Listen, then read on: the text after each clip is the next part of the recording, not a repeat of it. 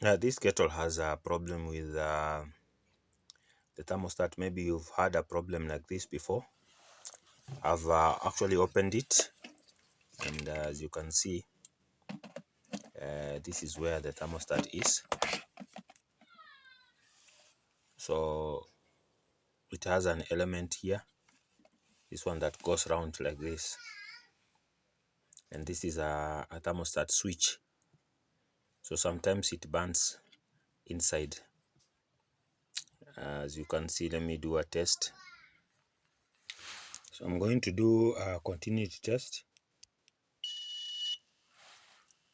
I'll take this measurement here and this other one here.